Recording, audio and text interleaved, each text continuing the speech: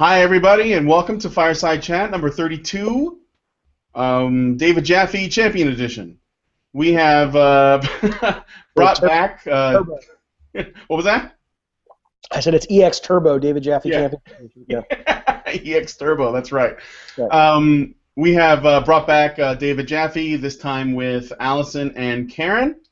And yeah, we're just going to sort of, continue the talk from where we left off, or maybe like try to get into the meat of stuff. Yeah, try to focus, as it were. Focus on the picture. Okay. On the controversy. At the very least, we'll start with that, or maybe like try to get into the meat of stuff. Yeah, correct. Focus, as it were. Focus on the picture. Okay. So if you want people to focus today, why did you invite me? Maybe like try to get into the meat of stuff. Yeah. All right. Sorry, okay, that was total fucking chaos. What was that? It was because Jaffe had. I think David has had the. Oh, the you show have the. on. You're watching the video. Okay. Okay. Yeah. You can, Dave, if you could mute it. You have to mute it, otherwise it creates a god awful chaotic cacophony of hellish noise. Yeah, if you got the Hangout open. You're muted right now, Dave. You should unmute yourself, but mute the video that's playing. Yeah, first mute the video if you can find it, and then we'll unmute you when you indicate that you have found the video and it is muted. I think he did, but I don't think I can unmute him. I think he has to unmute himself. Really? Can't you use the control room? No, I can't do that. I can't unmute him. Dave, you could just unmute yourself by clicking on the arrow. Or on the microphone at the top. Yeah, the icon, the microphone. There you go. Yeah. Okay, so is that better? Yes, that's better. Yes. Okay, cool. Okay. So I was just gonna say, if we were actually gonna focus on this show, I don't know why you guys invited me. Well, hopefully you can at least focus on topics, or at least we can get you in sort of like a circular orbit around the topic, and occasionally have a close approach. Okay. Yeah. Okay, so what we're going to look at, we're going to look at the photo, we're going to talk about the perceived sexism in the photograph, but we're also, I think what this is going to turn into, though, is a discussion around sexism itself, what it means, what it doesn't mean, whatever. Just so that we're all, because I think it's important that we're all on the same page with our definitions. So let me share the screen now, and... There's the photo presented to everyone. It's still black here, but it just takes a moment. You should see it soon. Let me know when you do. Staring into the void. The G+ void. I don't know why that is. It just takes a second there. This black photo is so racist. Oh, there we go. I was going to say that, but I figured I'm in enough trouble, so. No. You can say anything on this show. Oh, I know. Trust me. I appreciate it. Try to stay on topic, though. Stay on topic. You still don't see anything yet? Yeah, we see it. Okay. I think we all see it now. I just wanted to do some specific remarks on the whole exchange and my impression, and you can correct me if I'm wrong, David. Just having read the exchange and what happened, I think part of the reason why everything sort of went bell end is because you stumbled upon or you had a community of people following you that have only ever experienced the term sexist as a weapon. And there is a contingent of social justice warriors and feminists who wield the word sexist in a way to exclude and stigmatize and to mark people for harassment. And because of course they justify it because of course it's a sexist. So this community has pretty much only experienced the word sexist not as a discussion point but as a weapon. Whereas I think me and Brian, looking at your series of tweets, because we come from overlapping communities, but we come from a community that has had these discussions about sexism and about gender dynamics as discussions, not as a way of excluding people or marking them for attack or using it as a weapon, but as a way of just sort of discussing the issue. I mean, we do that all the time on Honey Badger Radio, is just discussing the idea of how men, male and female gender roles, how they interact, how they manifest, how we perceive men and women differently. Yeah. You know, the difference in the ways men and women on average will, you know, be interested in and behave and all of that. And, you know, what's the meaning? What is the value of the outliers? You know, how much do, you know, and all of those things, right? Like we have the discuss. discussion. Yeah. So we're looking at two different communities, and I think this is why me and Brian maybe had more of a calmer reaction to it, because we have had the experience of using the term sexism in terms of discussion. Usually we do it in discussing sexism towards men, as well as, but to a lesser degree, sexism towards women. So it's like we're used to having the discussion, whereas I think the other community that heard read that tweet has only experienced it as a weapon. And when I was reading your tweets, it struck me that I don't think you were intending it that way, because you clarified that you didn't intend to say that the person taking the photo was a sexist or the people in the photo were sexists. So it seemed after that clarification that you were more almost like wanting to have a discussion about maybe the dynamics of the photo, or what you were seeing in the photo in terms of gender roles, or maybe even if they're problematic, but not accusing anyone of being of being a sexist, which is a difficult. It's like a distinction. There's a distinction there. There's using the term in order to create a moral hierarchy with yourself on top, and using the term in order to invite a discussion about gender roles. And like I said, sorry, go ahead, Karen. What's most frustrating to me about stuff like this is that I would come out and actually say, on no uncertain terms, we are all sexist. Like we are. It just is. There is too much evidence in terms of how we view men and women, how we view their actions, how we view their behavior, how we view their choices, how we view the way they look, all of those things. Universal, cross-cultural, global differences in how we perceive men and women. And so we're all sexist, right? And it really is the difference to admit that, you know, we're all sexist, and maybe there's not even anything we can really do about it, at least in terms of, you know, eradicating it. That is a very different beast from using it as sort of the new word for blasphemer or heretic or infidel or, you know, unbeliever or you know, kulak or whatever, right? There's just a very, very big difference in the usage of the two, and even in just our ideas around what sexism is completely different. What causes it and all these things, right? Like if you believe that sexism is caused by cultural forces, then you just have to change the culture, and the sexism is going to go away, right? Then yes, sexism. You'll get an argument from Karen. Well, but this is it's much easier to see it as like a force of evil, right? That's being imposed on human beings, right? Whereas if you see sexism as an emergent property of sexual dimorphism, that is pretty much intrinsic to every human being on the planet, at least to one degree or another, then you don't see it necessarily as an evil. You just see it as an is. And so I think that really makes it a lot easier for us to talk about these kinds of things with people who are even on the other side of the discussion. So yeah. Yeah, well, no, it can be, because it's easier to talk to people. You know, like most feminists and social justice warriors will not talk to us. So, you know, props to Kevin Logan for even venturing out of his cat box and talking to us. But you know, for the most part, on that side, they won't even talk to us or won't even discuss the issue with us.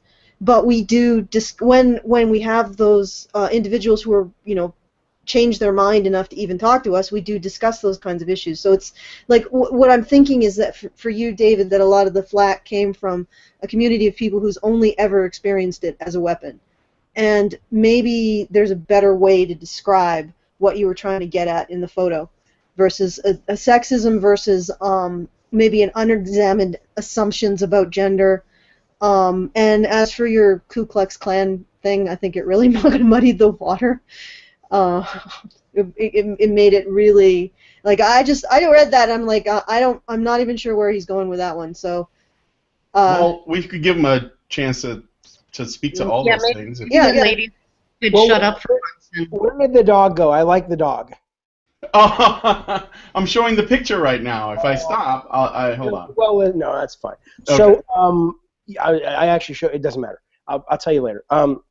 Regarding the dog, but no. So regarding this, so it's interesting to me in that, yeah, I mean, my only real, I took like a swims class, was study of women and men in society in college, and other than that, I had this run-in with a reporter about 8 years ago, maybe less than that, who had claimed I was being a misogynist for saying this thing I said, which really upset me because it was, my understanding of that word, was definitely different from hers. But the point, I bring that up because, a big part of this is that,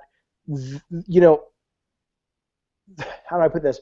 It's almost like trying to speak to some people who don't have the vocabulary, right? So when I came onto y'all's show a week ago, or whenever it really was eye-opening in a very positive way and very fascinating, because I was just like, I don't currently in my brain have the granularity of the topic. I just kind of, sexism is a blanket statement, catch-all for a number of things I see in society that feel like one gender or the other is being sort of discriminated against simply because they're one gender or another. And it sounds, clearly that it's not that simple in terms of sort of the semantics of the thing. But for me, part of it, I mean, there was a number of things that sort of to unpack with this for me. One of it was really, I mean, so much of it was my fault. I don't think it would have been the very tiny tempest in a very tiny teapot that it has become. I mean, a very tiny teapot. I don't want to make more of this than it is in terms of it hasn't ruffled that many feathers, but the feathers that it has ruffled, I would have to say a meaningful percentage of the reason it did that was because my language on the initial tweet was just incredibly juvenile and childish and offensive, and it was smarmy, and it probably, if you didn't agree with me, it came off as kind of elitist and dickish, and I regret that. I mean, it just, as much as I fight back and talk about how much I think anonymity on the internet, not that I've ever been anonymous, but sort of the internet has allowed us to be so mean to each other. I have that awareness, but sometimes I'll fucking participate in it and I'll catch myself I'm doing the same goddamn thing. And I think that opening salvo of that initial tweet and the language was similar, was a reflection of that. And so, part of it was just like, Jaffe, you can express what you want to express, but you probably shouldn't have done it in such an inflammatory way. But then when I talked to you guys, and then when I talked to some other people, there were so many things that hit me, that there were so many people clearly angry with me or passionate about this term or that term or what I had said or what I hadn't said, that it really just struck me as, I better get to the bottom of what was the nucleus of why I even posted that picture. And I'll leave it up to people who are more studied and experienced in sort of the language of this to tell me whether it was sexist or not. And I can just tell you, like I said before, for me, what really bothered me about it was that it was an image that was a reflection to me of a worldview, or a pervasive worldview, where more often than not we see the man in the heroic role and the woman in the support role. And I don't think anything's wrong with the support role. I don't think anything's wrong with the heroic role. But the fact is, that's, here's a picture of 5 people or 10 people. Not one of them had a different role reversal, which doesn't mean anything. They're not obligated to. I would never, people thought I was saying these kids should be kicked out of school and all that. I never, ever, ever said that. And I don't believe these kids were sexist. I don't believe the photographer was sexist. But it did stir up in me, especially as a father of children and daughters, this idea of like, fuck, are they going to grow up into a world where they don't see enough opportunity on the flip side? It's like, if my kids grow up, my girls grow up, and they are loving being in the nurturing role or loving being in the role that's reflected in this picture by the women, and that feels right to them and genuine to them and correct to them, I would support that till the cows come home. I think that would be wonderful. I just was responding to the fact that it's like, fuck, why? Here's another image. Here's another pervasive reflection of that concept, that it's like, fuck, here's the guys going off and having, maybe it's because I'm a guy, I go, oh, the adventure role is the better role. Maybe that's not the case to a lot of people, but for me, I'm like, they get to go off and have these grand adventures, and the women have to sit back at home. That's kind of what it stirred up in me. And whatever you want to define that is, it's like, oh well, Jaffe, that's not sexist. That's like you were saying. That's a reflection of a lack of gender equality reflected in the media. I'll defer to you guys on that in terms of what exactly it is that was I was responding to. But I think my way of expressing it was really poor. My word choice as well, the vocabulary of it was probably not as educated as it could have been.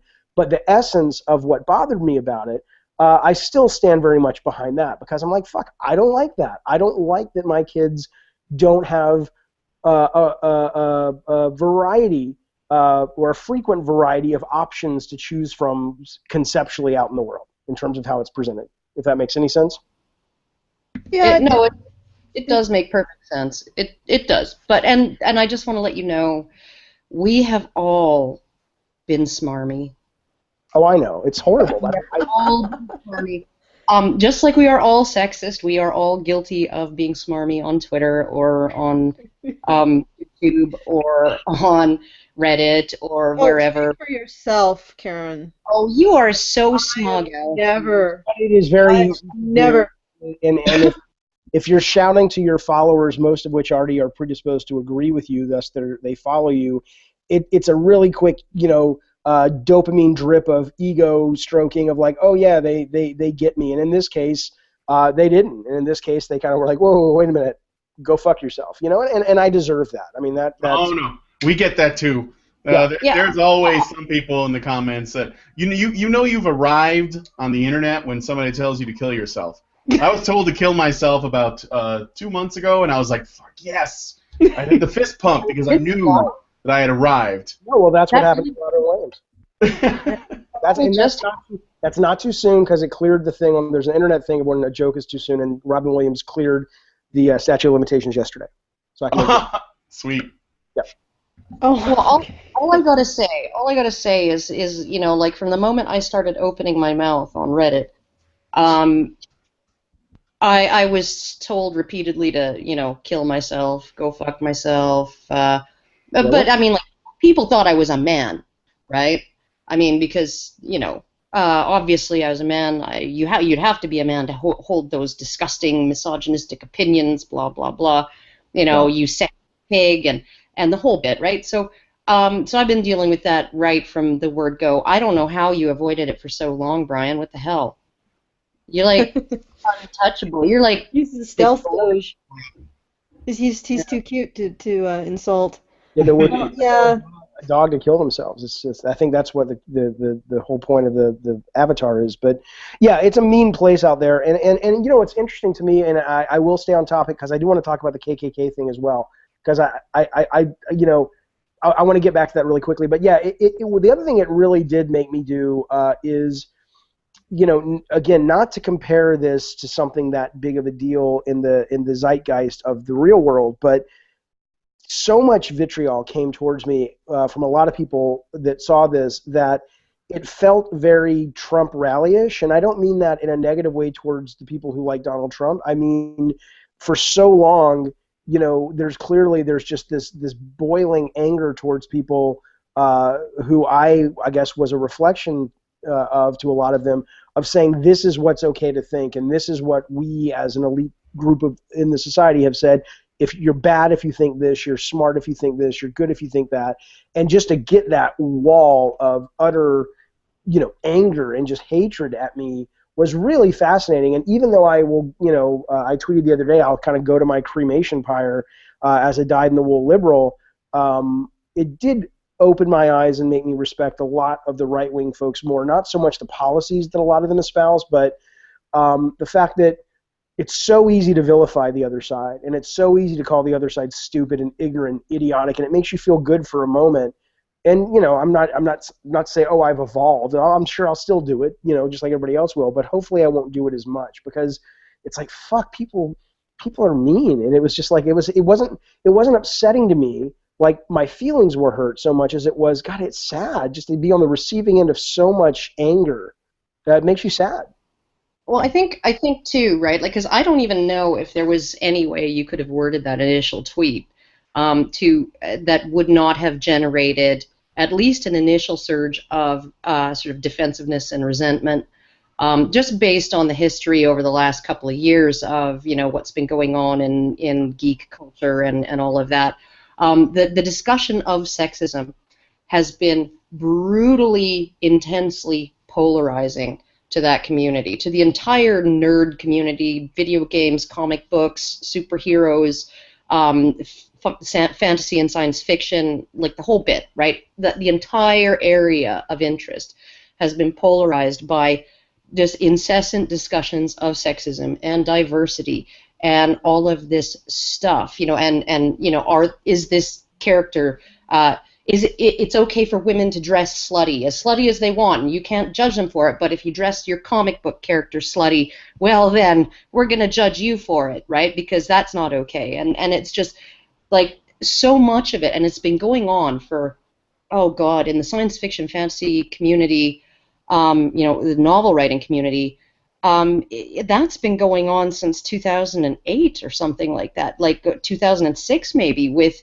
sort of these discussions, social justice-y discussions that polarize the community into. So I don't know anybody using the word sexism at all in any tone, in any way whatsoever.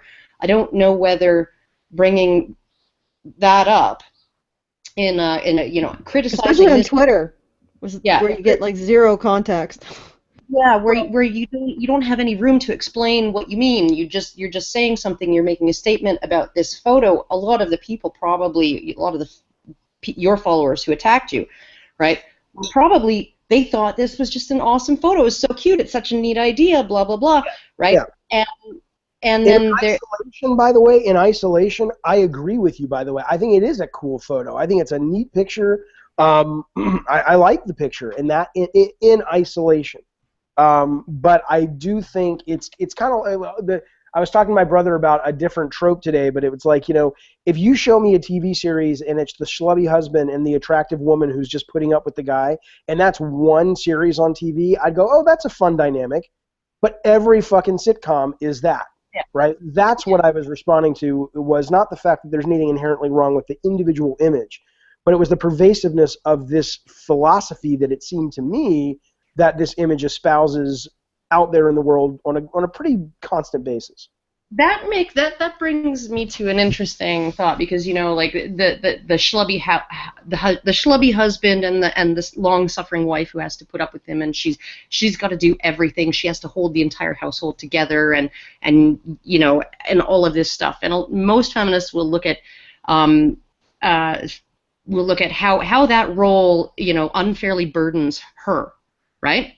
It unfairly burdens women. It basically puts the entire responsibility for the household on the woman, because the man cannot. He's incapable of responsibility. Okay, You're saying a feminist would claim that. I'm sorry? You're suggesting that the issue that a woman or a man who identifies as a feminist would be that? Because there are other issues I have with that, not simply just. I'm sure there are, but there would be a lot of focus on that aspect of it, right? But I don't know whether anybody looking at this picture and saying that this picture is sexist would be looking at it and thinking, well, the women's choice to be in the support role unfairly obligates these young men to take on that heroic role. Maybe they don't want to. Well, absolutely. And look, that's, again, I'm not now talking about the individual image so much, but that's one of the things I said was, even though I think it was implied, because it's just simply true, that, well, that's not why it would be implied, but I think I made it pretty clear through implication that it was mostly, I felt, for the women in this scenario when we're talking about sexism. But I did also tweet out, I'm like, look, it doesn't have to just be the woman that would be suffering. It's like there could be guys who want to be the support role or the nurturing role or the sort of the stay-at-home dad role, and let the woman go off and be the superhero. And I agree. I mean, I think that's unfortunate that we don't see either of those reflected frequently enough. I don't think it ever needs to be balanced, because the other thing I did get a lot of on the internet were people telling me, that's, and some of these people they didn't strike me as people who had particularly spent much time thinking about it, and that's okay, but, they're like, well, I like women which well, I like being in that role, and that's a natural role and all that. And it's like, you know what?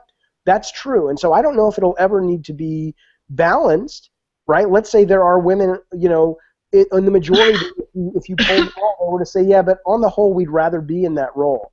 I think that's great, but it doesn't mean that all women want to be in that role, and it doesn't mean that there's enough of a reflection of other roles that they could be in that is out there in the world, and I think that's what I was responding to, that feels bad to me. I would agree with that. I would say, part of your opinion is also going to be informed by something you said earlier when you said, well, it's just me, it's just my opinion. Like the heroic role is, you go off and you have adventures and it's like all kinds of fun and, and it's more exciting and so to you, that's the role you would rather be in, I guess, or you would identify with more, right? Correct. So, so when you look at these women who may have chosen this role, but you feel like, okay, maybe they're stuck in the role, right? You're looking at them as losing out on something, right? Something that that appeals to you, right? And I think that this is one of the things that men have a very, very difficult time grasping, right? And I still remember there was this one guy I was in a big discussion with, and he said, my father and my grandfather and my uncles all went off to war, right? Korea, World War II, and the whole bit. And all of them, without exception, said that it was harder on their wives than it was on them. Well, yeah, because, right? Because when, like, that they are imagining, their wives at home waiting and suffering and all of these things, right? And their wives are imagining them on the battle lines, suffering and getting injured and being terrified and scared and all of these things. And they're not necessarily able to really put themselves into the other's shoe, right? Into the other's shoes. They just assume, right? So the women assume their men have it worse, because probably they do. They're in a freaking foxhole, right? Getting shelled. Right? The men, in the meantime, are assuming that their wives have it worse, and it's almost like they're imagining, if my wife was here with, suffering what I'm suffering right now, it would be just so much worse for her, right? And all of this. So I think that there's this disconnect in how each side maybe imagines what the other is actually thinking, feeling, and experiencing.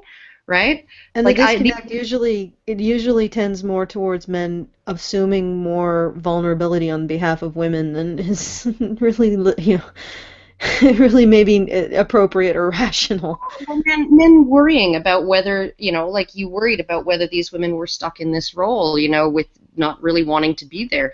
And I think that more men are more likely to have that thought about women than women are to have that thought about men. Okay. I think Jaffe's going to speak up. Go ahead. Well, no, I hear all that, and I think that does make a great deal of sense in regards to, there is just sort of a knee-jerk assumption, at least on my part, that it's like, that would be a better role to be in, but I understand that it isn't necessarily. But just so we're clear, I never suggested that the women in this photo didn't want to be there. I didn't think they were like, they're now. Do I think 1 out of 5 of them could have been like, well, I'm going along to get along. My girlfriends wanted to do this. This is what my date wanted to do. Fuck it, I'll do it. Sure, that's probable mathematically. I mean, there's a 20% chance at least, right, that one of them. But it wasn't so much the women in this picture. It was the fact that it's so pervasive that you'd have to think that. Let me ask you this based on what you're saying. Are you suggesting that I think it's correct to say, and I think you are saying that the reason the idea is so pervasive is because there is a part of that pervasiveness that exists because it's simply true, right? That is what the individual sexes sort of prefer. Is that at least partially true, that is why it's such a prevalent concept? It's about 17% of women have more masculine psychology, and 17% of men have a more psychology that leans toward the feminine. But right? But when you say masculine, I mean, does that when you categorize masculine psychology, Are you saying that that ties into this image, in that there are 17% of the women in the world that would want to be the superhero and not the support? Quite possibly. Quite Okay. possibly. And 17% of the men who would rather be, nurses or stay-at-home dads, or would like to work in a kindergarten or at a daycare or whatever, right? Right. Um, So then what do you okay, so then the question becomes, for me then, if you look at that image and you say, well, Jaffe, that is kind of 80% of the world is okay with that, because that's reflected of 80% of the world. What is there a responsibility that we have as a society that wants to be the best society that we can be and want to be as kind as we can be to our fellow humans, to say that, do we just sort of say, well, yeah, 20% women, if you want to be a hero, fine, but don't mess with our shit, because you're making us uncomfortable, or you're making us have to change. Like, is there a responsibility to, if nothing else, discuss the fact that that 20% may not actually be 20% if we were able to reflect the 20% and grow it? Not that we need to grow it, but I'm just saying that it just seems weird to just say, oh, because 80% is the reflection, is what most people feel, fuck the other 20. I know you're not saying fuck the other 20%, but in essence, the people on Twitter who railed at me about, well, Jaffe, that's how women are and that's how men are, it's like, well, that's not how all men are, and that's not how all women are, and I mean, I'm bothered by that. Is that just me? No, it's not just you, but it's if you actually look at the most modern societies, gender differences in personality tend to play out more rather than less. So there's just more similarity in psychology and personality and career choice and all of those things in India or in Iran, choice of vocation, what you study, all of those things. Then there's more gender symmetry there than there is in a place like Sweden, where they can't get, they pour millions of dollars into trying to recruit women into engineering, and they can't get that number above 10% of engineers, right? Women overwhelmingly choose those nursing and nurturing and working with people, working with living things, working with things that give you feedback, right? So even being a veterinarian or whatever, right?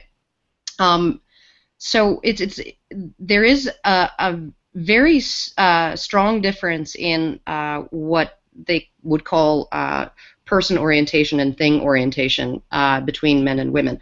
So, I mean, even if you have a team that's working on one project, the women will naturally gravitate toward certain roles on average, right? The average woman will, and the men will gravitate toward other roles. But we do have to make allowances for those outliers. I think in the entertainment industry we really have. Like Ellen Ripley was iconic, and she is beloved by, I swear to God, she is beloved by every single guy who tweeted something nasty at you after that, right? Yeah. We do show those, they're iconic women, Jeanne d'Arc, Annie Oakley, Calamity Jane, right? All of these figures in his Boudica, and they're celebrated, right? And they're legends, really, right? They were real people. They became legends, and they provide inspiration to girls who they want to be the hero. They want to be the person who goes out and does stuff, right? Okay.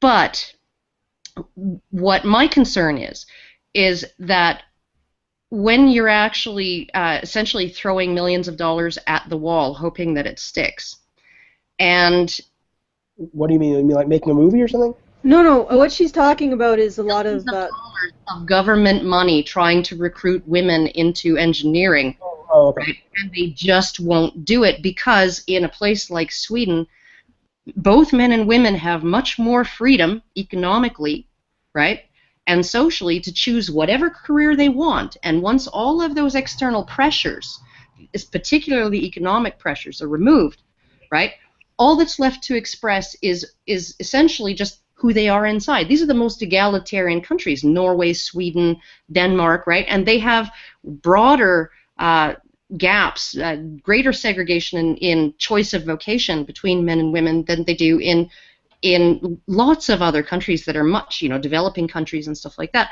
right? So you have to ask yourself, right, if all of these pressures are removed and people are really actually just doing what makes them happy, right? Is it a problem that needs to be fixed? Now, does that mean that we should not present images in media of women doing things that outlier women do and men doing things that outlier men do? I think that we should have more. I think that in terms of elementary school teaching and daycare workers and nursing and things like that, there are a lot of men who don't go into that, not because they don't want to, but because people look at them funny when they do, right? Sure. And they don't look at them funny as in, you know, girls aren't supposed to be good at math, so what are you doing in this engineering class? No, it's like, do you just want to like work in a daycare so you can touch children inappropriately, right? Yeah. Those are the looks that they're getting, when we had, I mean, look, I'm guilty. I mean, I don't actually believe that's the case, but when we had our daughters in daycare when they were really, really young, there was one guy there. And, you know, I like to consider myself a very open-minded person and all that, but, you know, I'll be damned if it didn't go through my head. It's like, why is there this one guy here? And he ended up being a great teacher, and I'd never really practically assumed he would be anything but that. But did I have that conditioning knee-jerk response of, that's weird, I don't know if I want my little girls hanging around this daycare where there's this only one guy teacher, what's that about? And I mean, I admit it, I don't like that's what went through my head, but it was.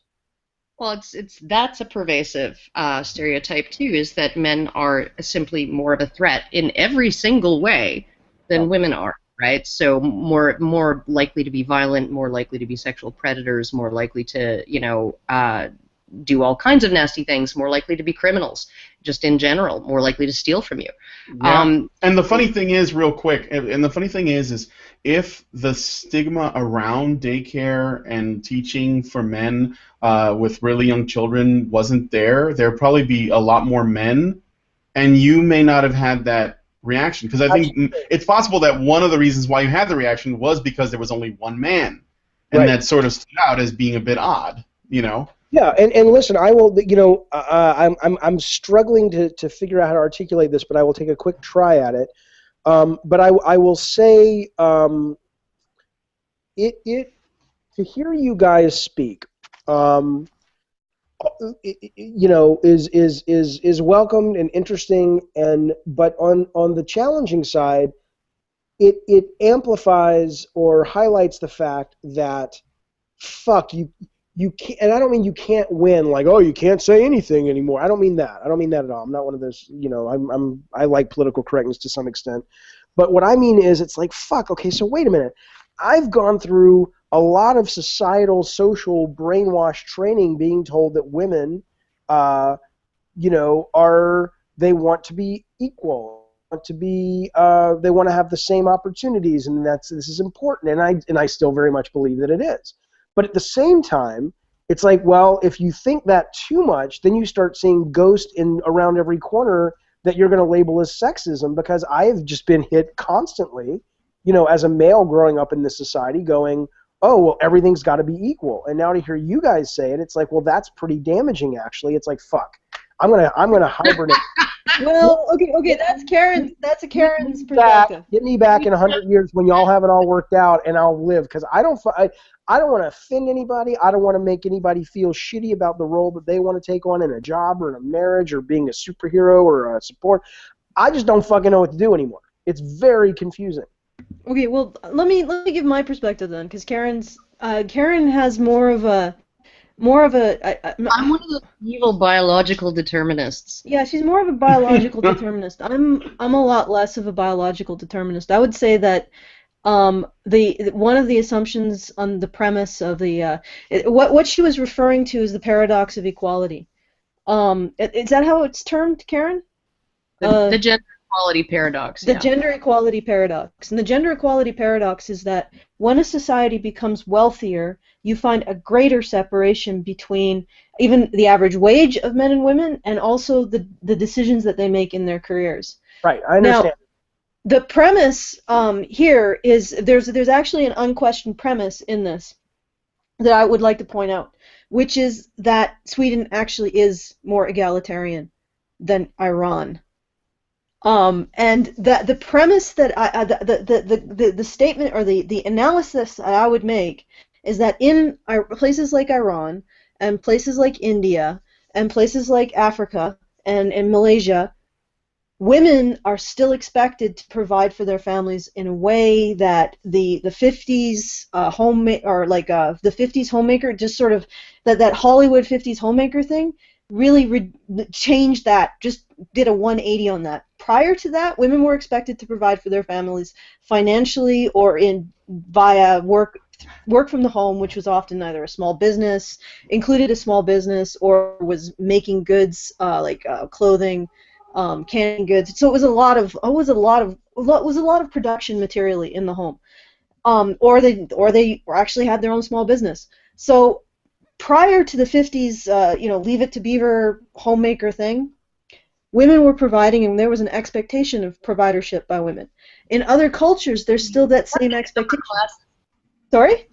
Except in the upper classes. Yeah, except in the upper classes. Well, still, in the upper classes, a woman was supposed to be able to manage a household and manage the finances of the household and the people who were the servants who were doing the work of the household. So there was still an expectation that she have a job, she do something, she be productive. Then we had the homemaker thing, and the ideal was almost to give women as much leisure as possible. So it was no longer this expectation that she produced, that the household be a unit of production rather than a unit of consumption, which was a huge change. And there was no longer an expectation that she go out and work to provide for her family. So that sort of did a reset on these Western cultures to change their attitudes towards men and women. So when you look in the past and you look in other cultures, men and women are still held to a similar expectation of service and providership for their families, which would explain why in Iran, Malaysia, India, and Africa, more women go into those careers. When they have access to the education, they choose a career that will make money because they still have that expectation. Iran is different. Iran is. But anyway, so there's still this expectation that women provide for their families in those cultures, which I would say, in and of itself, makes them more egalitarian. Holding women to a higher expectation of providership for their families, actually, and holding men to a responsibility of providership to their families, actually, ultimately, might be more egalitarian than just holding men and having this ideal of a woman staying at home and having significant leisure time because everything's done by machine or everything can be pre-purchased or it's a consumer good, and it's just that's not necessarily equality. And it may be that what we're seeing in Sweden is that Sweden isn't more egalitarian than India in that context, in the context of having expectations for men and women that are similar, that they provide for their families. That's the whole thing, though, is that every single advance towards equality that we have seen has, in terms of between the sexes, that we've seen has been about removing restrictions from women, removing limitations from women, often removing burdens from women, right? Like the burden of childbirth, we give them birth control pills, abortion, all of that, right?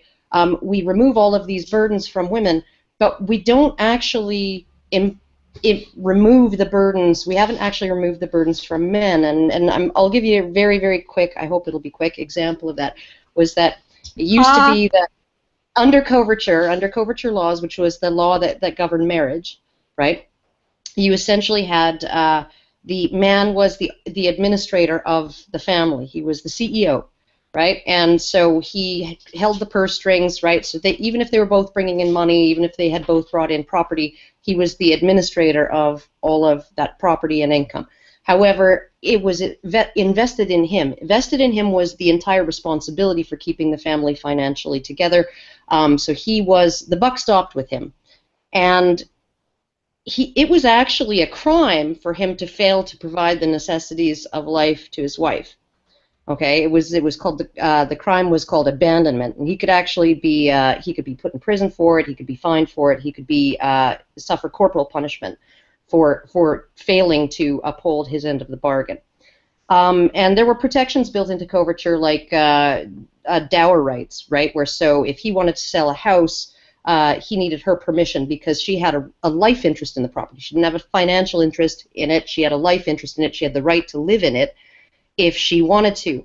and so he couldn't sell it out from under her unless she gave permission. Anyhow, so moving on, we have feminist emancipation of women's property and income from the institution of marriage, right? So now she owns her property not as a married woman but as a single woman, and her income. That's all her money. He can't touch it, right? But he is still required by law to pay for everything that she needs. So all of her food and her rent and her bills and her shoes and her clothes and everything that she needs, everything that she purchases, all she had to do was go to the store and say, bill my husband, and buy a whole bunch of stuff, and he'd have to pay, right?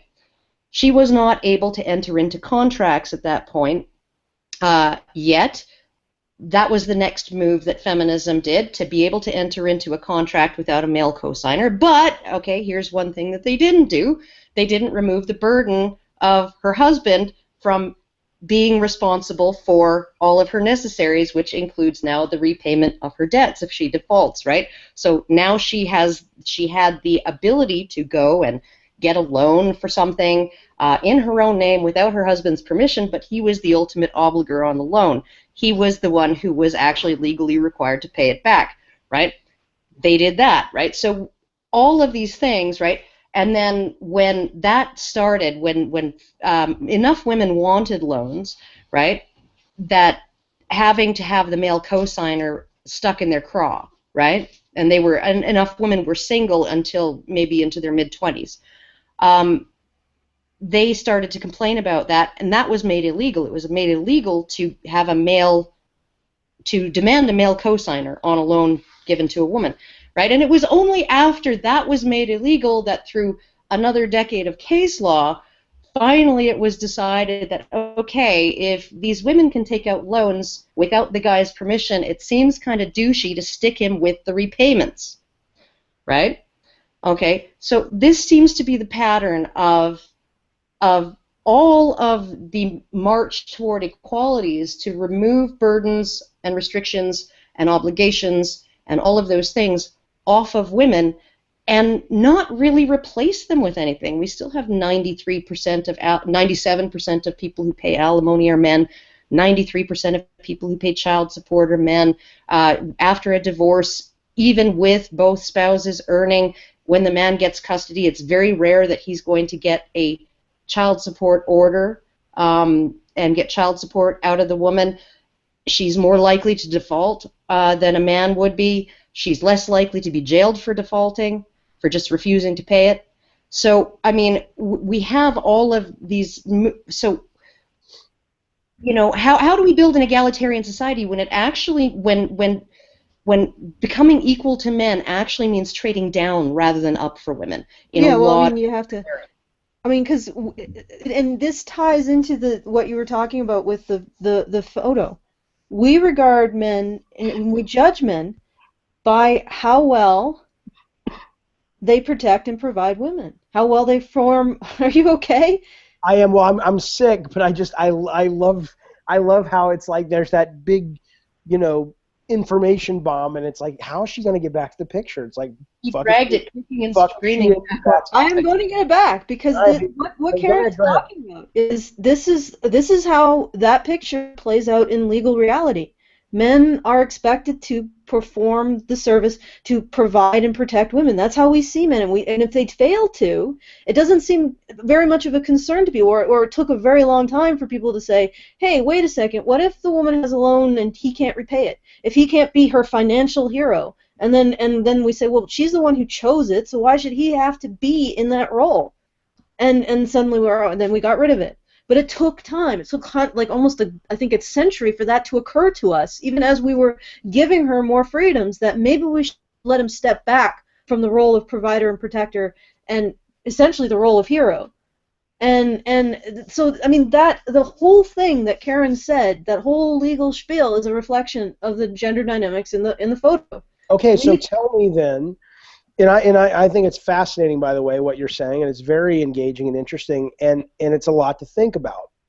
Regarding the photo, though, so when you guys look at that picture, then what is it? And yeah, a photo is a photo, but if I am correct, and maybe I'm not, and tell me that, but if I am correct in that there's something in this picture that is a representation of gender dynamics that is worth questioning or worth feeling potentially uneasy about? A, would you agree with that? And B, if you would, what is it in this photo that you feel is being reflected that needs to be questioned? Well, I can perhaps answer that question, and I think Karen will have her own opinions because we don't agree. I will say we don't agree a lot, but we don't agree completely. We don't agree on everything. Yeah, we don't agree on everything. Well, to be frank, mostly I see just a bunch of kids having fun. Sure. But if I were to take it in its greater context, there is an element of gender roles there. There's an expectation that the man be the hero and the provider and the protector for women, and that's often reflected in our inability to recognize and acknowledge when men are vulnerable and have needs themselves. So that's something that I would see as being. I wouldn't say that this photo is sinister at all, but I mean it does reflect that dynamic. What is that dynamic? Is that sexist, or it reflects a dynamic of the way genders are treated and viewed in the world that's worth questioning? I mean, is that Karen, the same? I'll just finish this. So, on the one hand, I think that we can, and me and Karen have talked about this kind of thing. I think that we can end up indulging extremely unhealthy gender roles, just like we indulge in extremely unhealthy food choices in our society, and they're basically based on our instincts. We have a craving for sugars and starches, and we can overindulge that to the point of having really serious health problems. And I think there are certain instinctual realities that come from our evolution and like our biological gender. But I also think you can overindulge those instinctual realities to the point of madness. And where I'm trying to draw the line, and this is something that Karen's made me think about, is that for men, wanting to be in that role of protector is something that's very deep inside them. In fact, I would say that you, as a father, are trying to protect. Like a lot of, I think your concern over this photo is a desire to protect your daughter. Absolutely. From these kinds of dynamics. And I think that in and of itself, I mean, how do you get rid of that from men if it's that deeply embedded into them? And it's not just human men. Most males of social mammal species have a role as a protector. Like stallions will insert themselves between a threat and the herd. Male wolves are they function to guard their territories, and it's if there are two competing packs of wolves, the pack if one pack has more males, they won't attack. So I mean, there's this protective function in men that I think is part of their biology. So I think there's always going to have that. But on the other hand, I think we can go a little bit insane with that, and we could put way too hard a burden on men, especially in a society, in a culture, in a landscape where men actually aren't stronger than women. Because I mean, if you think about it, most of our socialization now doesn't even take place in the flesh realm. Like I'm thousands of miles away from everybody on this panel, and all we are is a voice and some text and maybe an image. I mean, there's no conceivable way you can say that my icon is weaker than yours, David, or yours, Brian. Like it's ridiculous. No, my icon is best icon. Yeah, your icon is best icon, but aside from that, I mean, so in cyberspace, and here's going back to why people got so angry with your sexism tweet. In cyberspace, we got groups of people trying to convince women that they're weaker than men in a space that has absolutely no relationship to physical ability. Okay, but I'm with you on that. I hear all that, but then wait a minute. So you're saying then, because what I tweeted out was, I mean, I didn't tweet it out in these words. I used really stupid words, but the issue that I was, putting forth was, this image bothers me because it puts men in this role and women in this role, and we should question that. It sounds like you're agreeing with that, correct? Well, yeah, I'd agree with that. I actually do not have a problem with examining these roles. I try to stay away from the way feminism has done it, which is very, to be quite frank, they use it just reinforces them. Yeah, it reinforces them, in my opinion, and they use it too much as a weapon and a way of creating a moral hierarchy. Okay, so how do you recommend, for someone who cares about this stuff, which I do, how do you, I mean, you know, other, and this isn't the hard work, there's nothing wrong with just getting to know the individual, but ultimately, you know, none of these kind of Cliff Notes versions of what it means of what women want or what men want in today's society that we're trying to make more equal. How do you know, you know, when you're offending someone? Because I could say this is a problematic picture, and I had women come back at me very passionate about the idea of, you know, what the hell's wrong with you? This is how it should be. Men should be the heroes. We like being the ones who are nurturers and stuff. And I'm like, okay, wait, so I pissed you off, but I didn't piss this person off over here because they're in that 18%, or at least they're aware of that 18% and want to be kind to everyone, who say, well, wait a minute, we should question these things. I mean, how do you recommend getting through your day without stepping in a fucking, you know, landmine?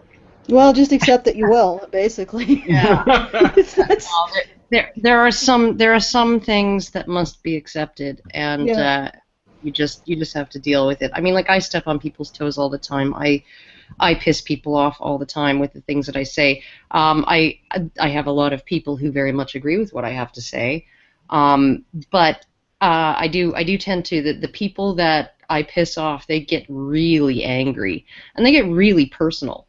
And you know, like, so there's really no way to broach the topics in any way.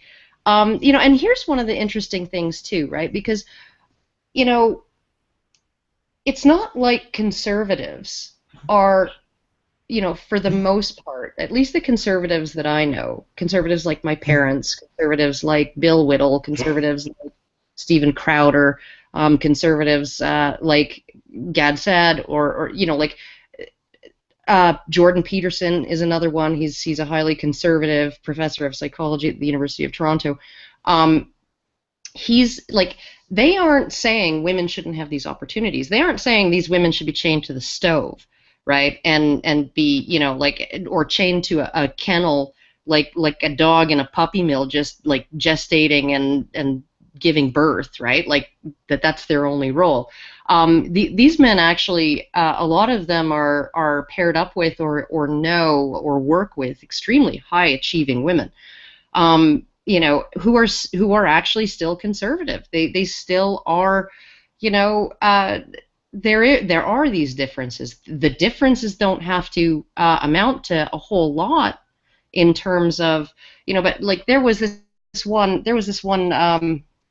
she was a professor, I believe, who wrote an article, a letter to female university students or something like that, an open letter to young women, essentially saying you can't have it all. If you want kids, right, you are not going to be earning at age 55 what a man at age 55 who made all the same decisions as you did, except for you decided to take 3 years off of work to raise your kids, right? When they were just tiny babies, and you only took those 3 years off for those 3 kids, right? But that affects your career trajectory, and there is no having it all. There are only trade-offs, right? And women need to realize that men make trade-offs too. There is no man, probably not even Trump when he's finally freaking croaking his last breath, not even Trump is going to be saying, geez, on his deathbed, I wish I'd spent more time at the office. I so wish that. Believe right? me. No, he's got tons of regrets about how his focus on his work blew him through 2 fucking marriages, you know, and made all kinds of problems for his family and all of those things, right? So, I mean, and this is the conundrum that I see with so many men these days, right? I know a man who married a high-achieving woman. She was in top-level administration at a hospital. He is he's a former welder who got his engineering degree, and now he is project lead on a bunch of stuff, you know, a bunch of big things, and and he's making really good money. And they got married and they bought a house based on their combined annual salaries, which was pretty stupid in my opinion. Why would you do that? And then they had a kid. And then it was time for her to go back to work, and she didn't want to go back. And then after 6 months of, and she's complaining for this whole 6 months, you're not home enough. Okay? Right. But he's got to earn twice what he was earning before to pay for this house, right? And she doesn't want to move, right? And finally he talked her back into going to work part-time, right? So she's working but you can't be in high-level hospital administration as a part-time employee. So not only are her hours fewer, but her hourly pay is less, right? So she's still complaining that he's not at home enough. And so you have men who are put into this sort of position by women who actually really do just want to have it all. They just feel like they can have it all. And then a man should occupy the role of hero. Yeah, and so I mean, like, I'm looking at things from this sort of, it would be really nice, not if she went back to work. If she doesn't want to go back to work and he's prepared to be the primary or sole breadwinner, that's totally fine. But she needs to downgrade on her expectations as far as what kind of house they can afford. They need to trade down. They need to move to a different, less expensive neighborhood, sell their house, make a nice profit, right? But she doesn't want to give that up either, right? Yeah. So if you want to actually raise your daughters to be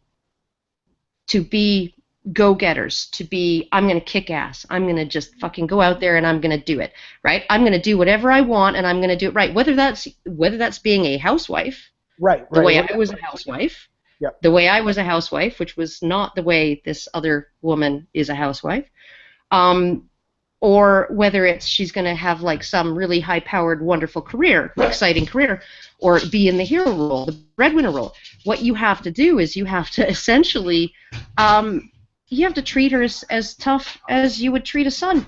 You have to have as high expectations of her as you would have a son.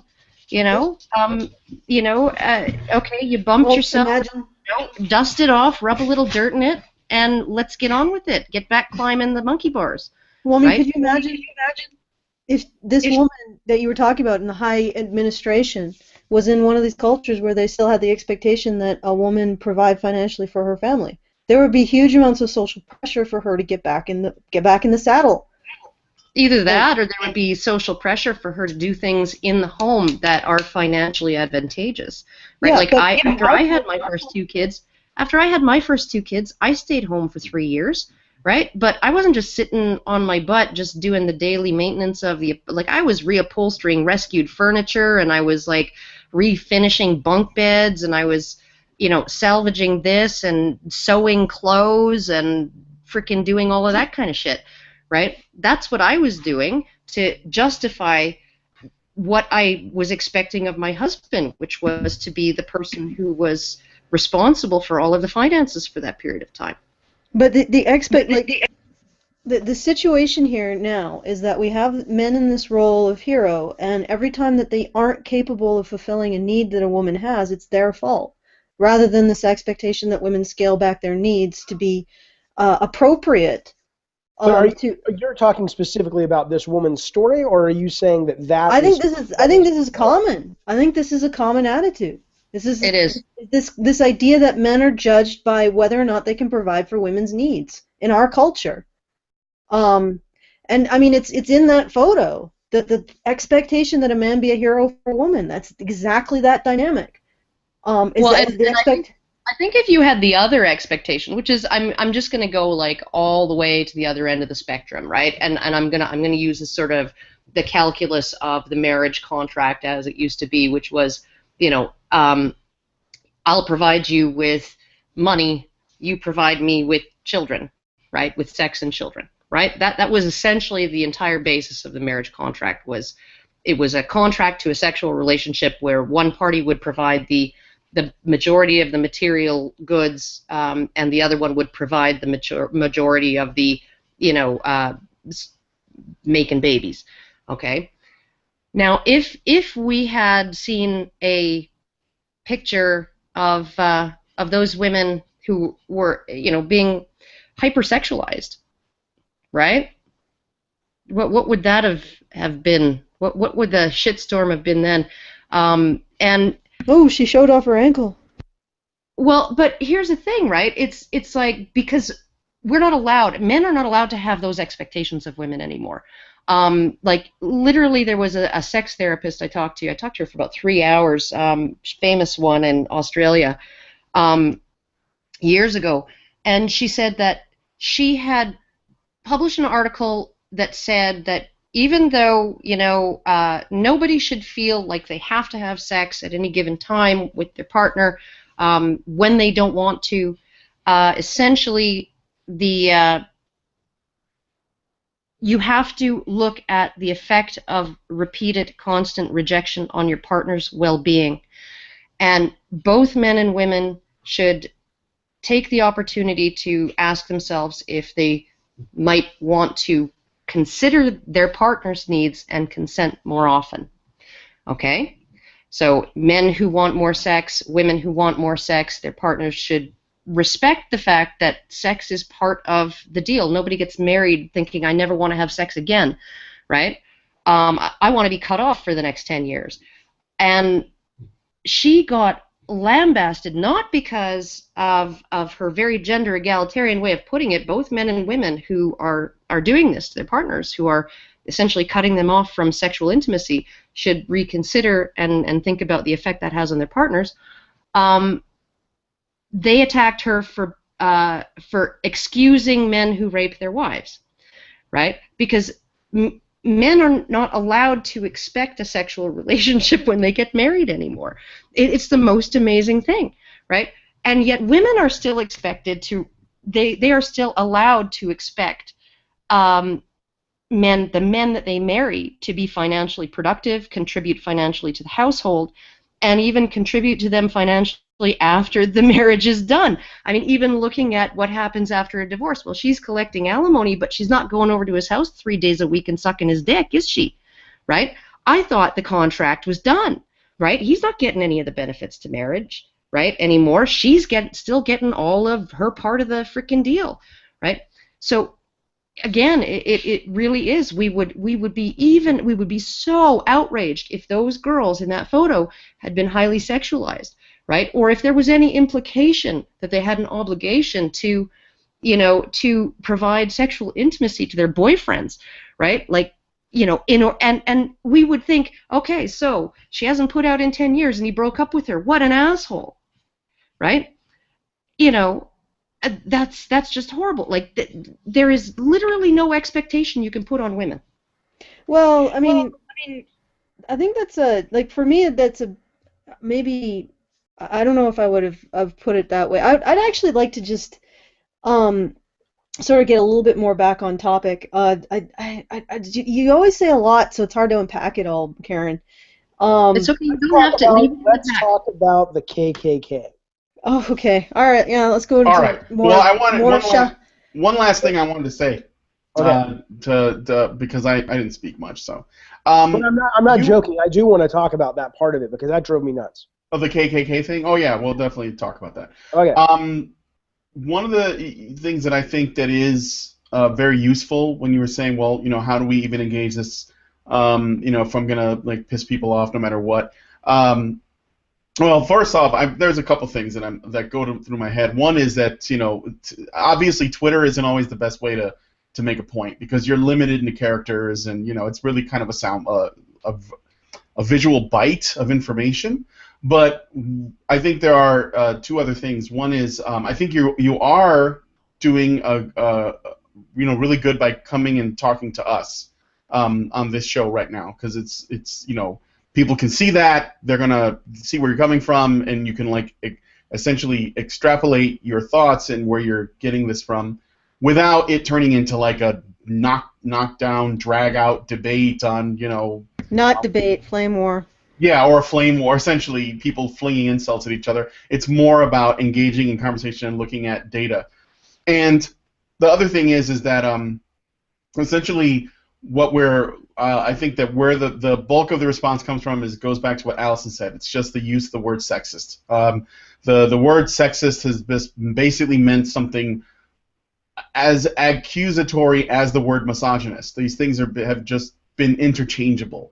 It's become And a so, weapon.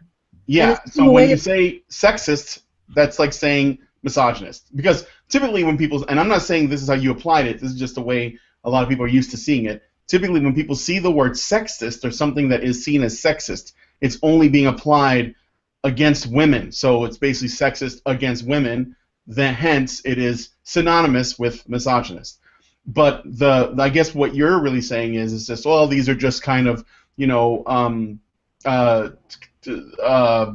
typical gender roles or, you know, sort of traditional behaviors in men and women. So I think that that's where, and if you were putting it in that way, people probably wouldn't have responded. But then again, you were limited on characters, right? So, but that would be my thing. Characters. I do, and that's one of the things that, you know, I don't care. I use Twitter the way I use Twitter, which I know is not the way it's supposed to be used, but I'll do like, you know, 10 posts deep of just like, I'm going to just keep going and follow me if you can. But a lot of people do that. And yeah, the thing too is that said, you know, everybody was like, you know, knee jerking to me saying, I can't believe you want these kids expelled, and I didn't want the kids expelled, but that was the second part of a multi-thread tweet. String them up. If they would have read the previous one, it would have said, it's not as if I, and then that was my 140 character limit, and the next one was want these kids expelled.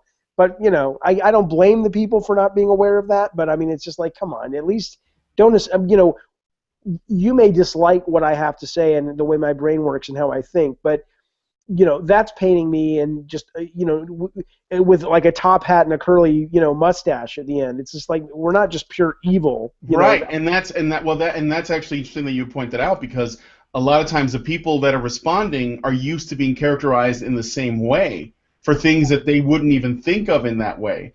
So yeah, there's a lot of people essentially trying to read your mind and who are, you know, reading into what they see, and maybe they're just not getting the whole story, sure, but they're also accustomed to getting that from other people that are trying to, this is like this, I don't know what it is, but there's this thing where people want to try to interpret your intention or your motivation based on something you said, instead of trying to figure out what it is you really said.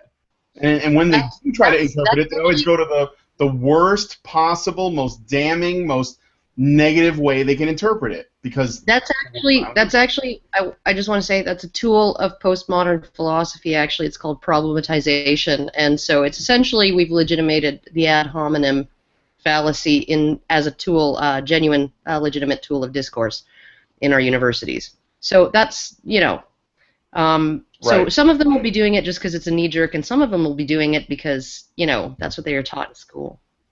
Yeah, essentially everybody's trying to hide something from you, so you got to figure out what they really mean, and it's always bad.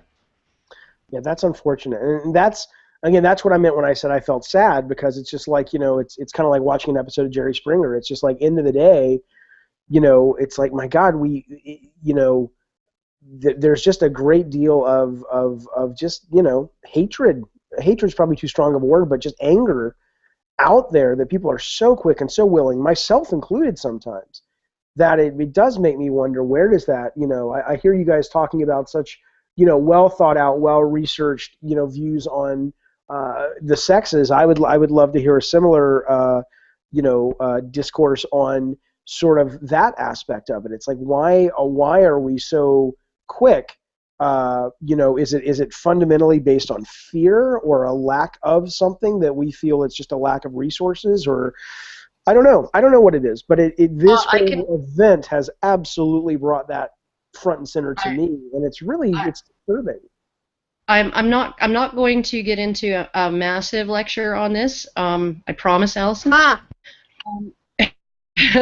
It is a function of tribalism, right? And tribalism is sort of what is it's a yet another sort of psychological thing that we are born with, and it's not about. It can be about race. It can be about ethnicity. It can be about nationality. It can be about political leaning. It can be about the Canucks versus, you know, and the Oilers. You know, like we hate each other. Just because we do, and soccer hooligans and things like that, right? So that is actually something that it's not going to go away, especially in a highly polarized discourse, public discourse. You essentially have two groups that at least one of them is they're all gathered around a sacred object, right? And the sacred object is gender equality, right? And it's not gender equality in some sort of abstract, objective sense. It's gender equality in as feminists have sort of defined how the world works, on that bedrock of, feminists have described how the world works. Society's misogynistic. Okay, can I just get in here really quick, Karen? Just really quick. Okay, with a lot of feminists, I'm not going to say all, a lot.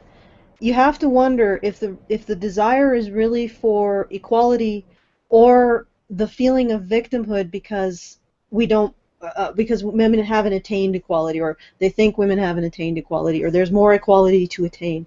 So that's my question, really. Is it about the victimhood, or is it about the equality? Well, no. Anyway. Whatever it is, it doesn't matter what the sacred object is when it comes to this particular dynamic, right? Is that they have centered themselves around this sacred object, and that can be a god or patriotism or a solution. Or whatever.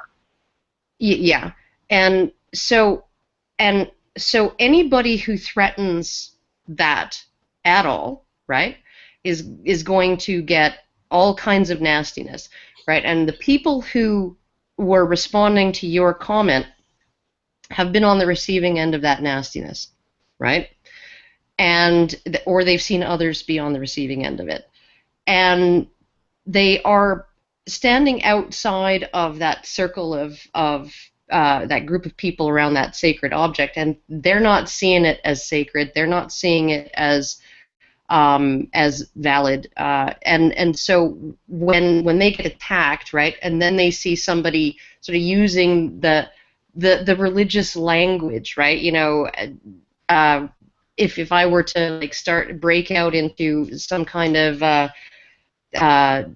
Catholic catechism or something like that right now, you would think, oh, she's a Catholic, and if you hated Catholics, or if Catholics had attacked you vigorously, you'd be like, oh, she's definitely my enemy, right? And so you have these sort of, and because it's such a polarizing issue, you have these two tribes, and the one tribe is very, very, very ideologically pure, right? Ideologically homogenous, right? Like they believe, and they have their little disagreements, but the one thing they can all agree on is that women are oppressed, right?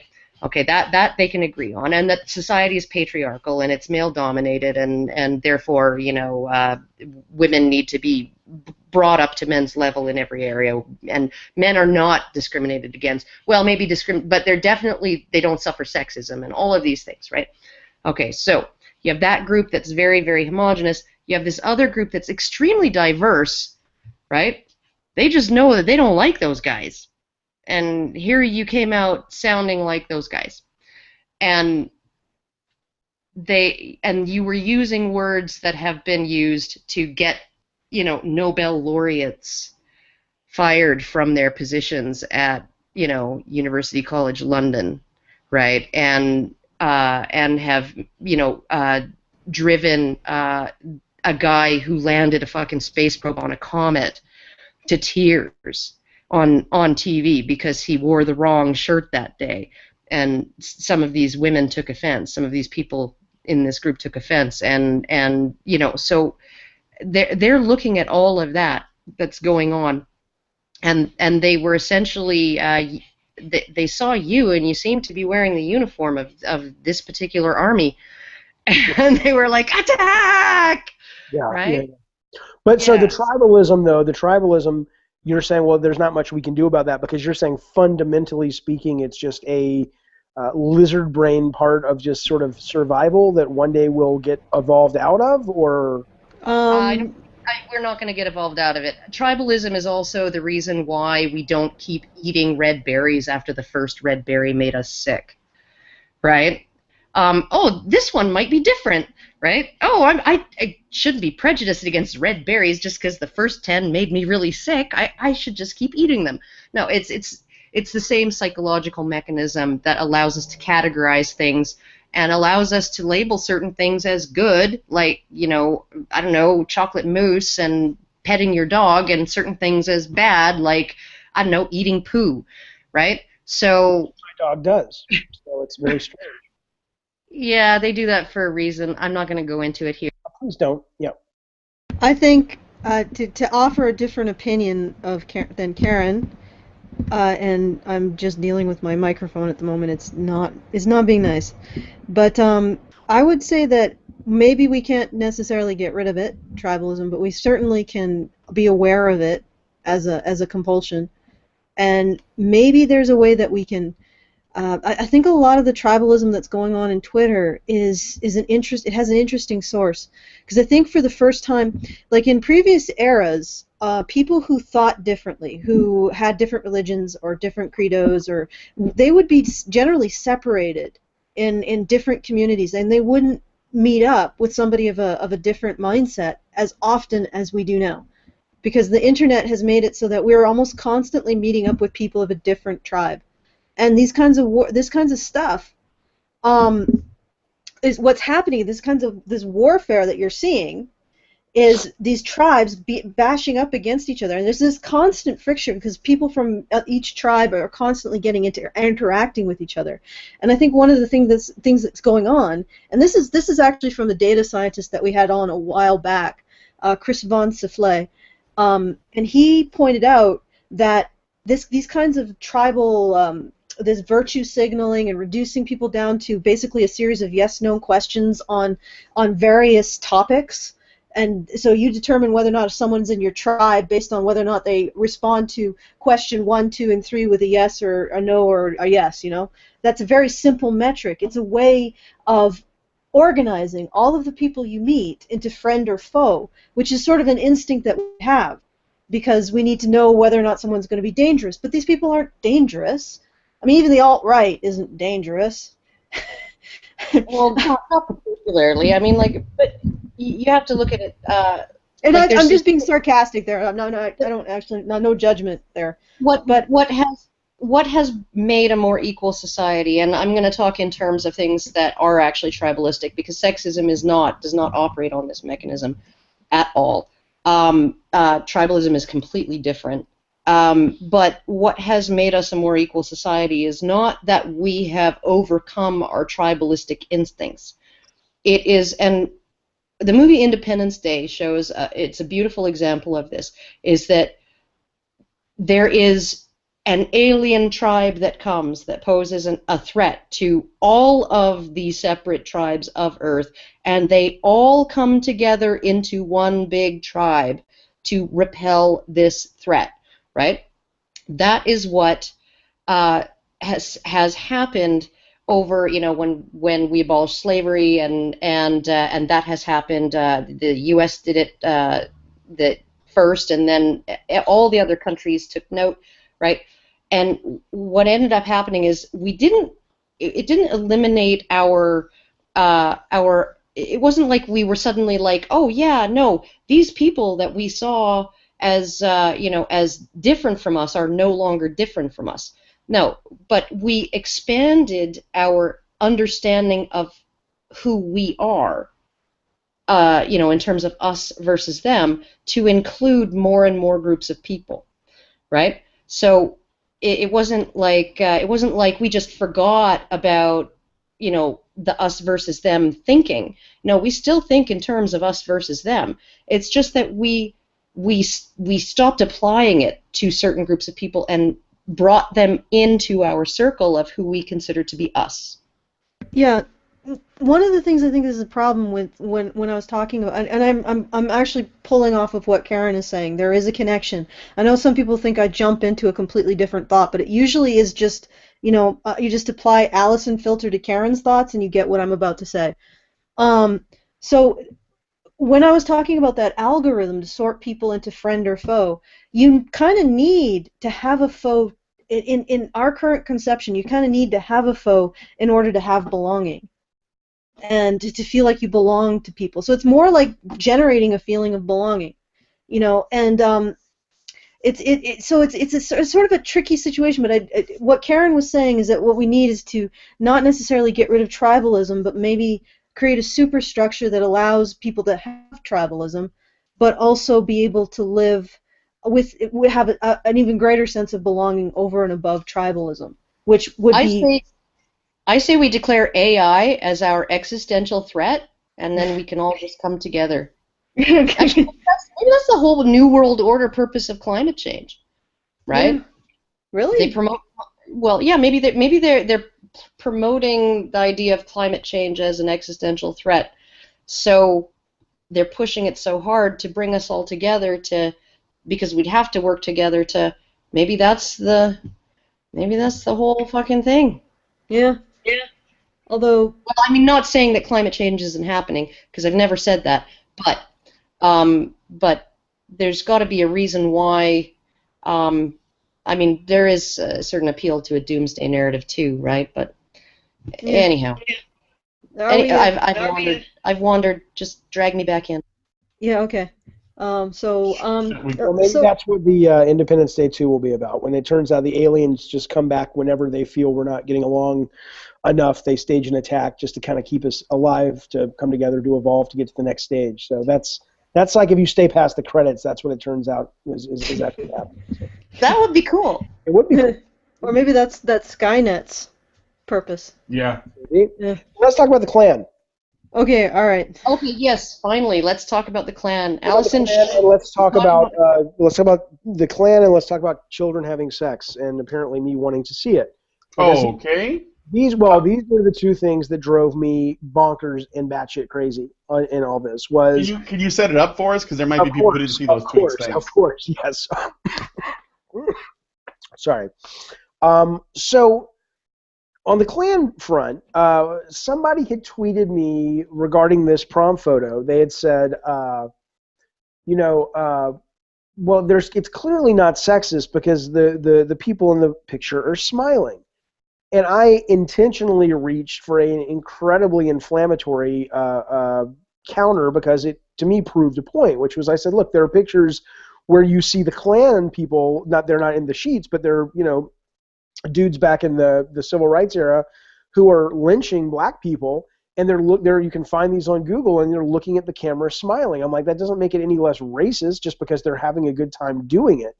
And people thought I was equating what I thought was negative in the prom photo being as negative as lynching people and killing people, let alone killing people via racism. And I was just like, okay, was that the world's best analogy? I don't know, but it certainly was. To have people say to me that I was making the connection, that drove me batshit, because I was like, really? I mean, again, it goes back to the top hat and the curly mustache. It's like, who would say such a thing?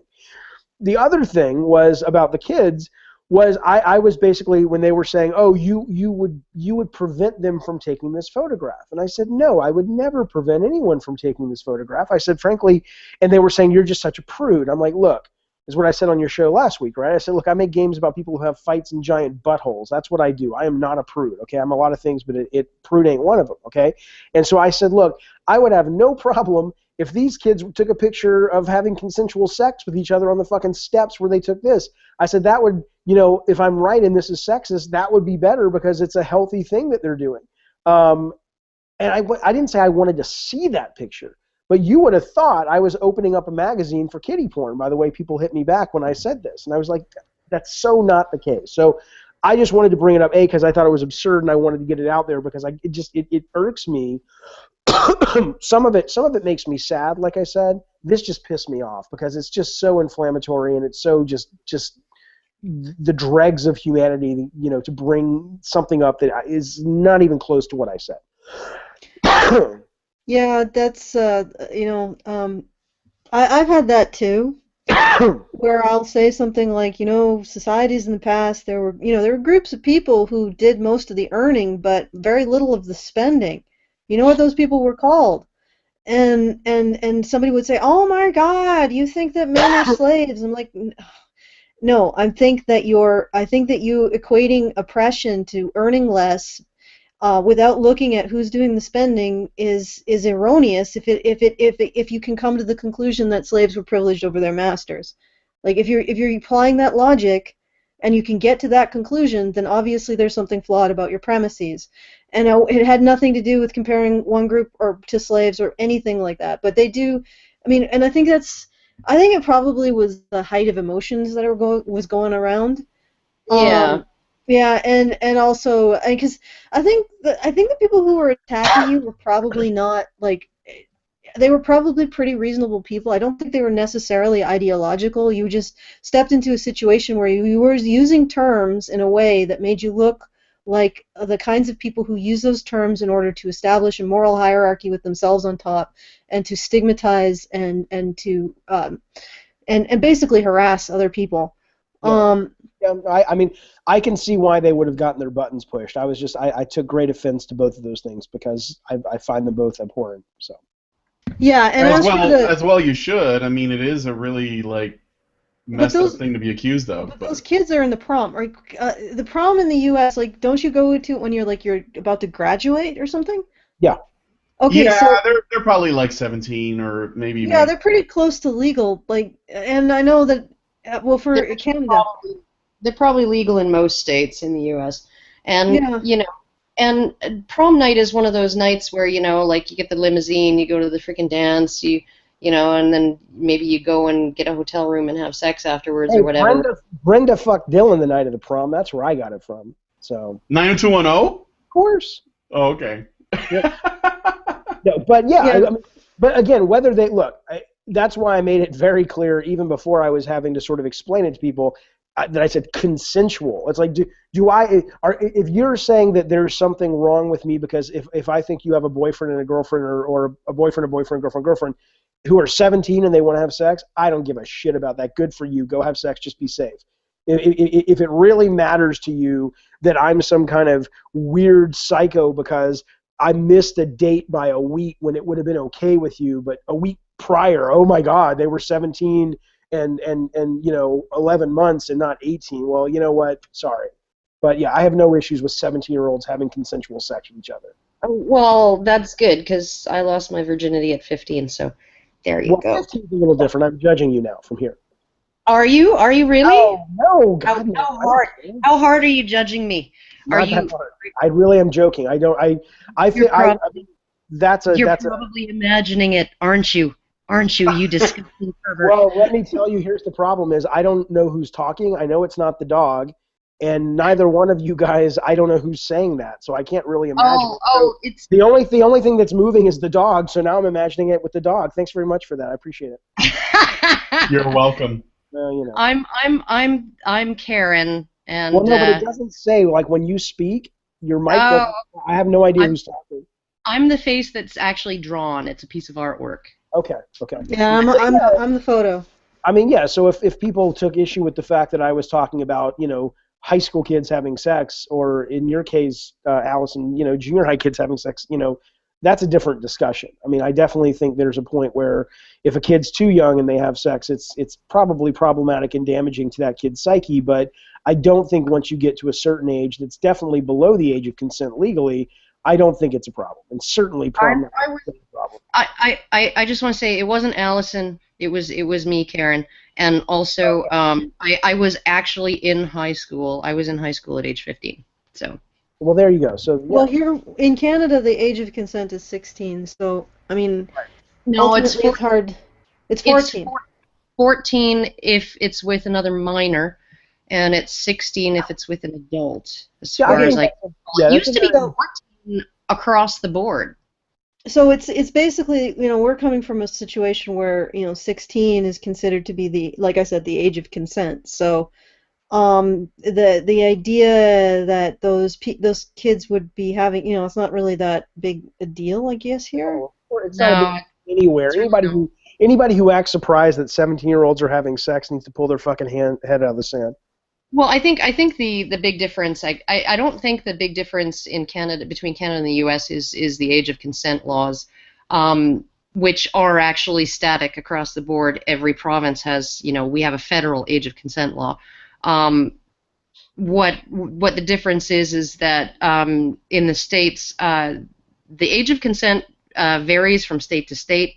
Some of them have Romeo and Juliet laws, some of them don't.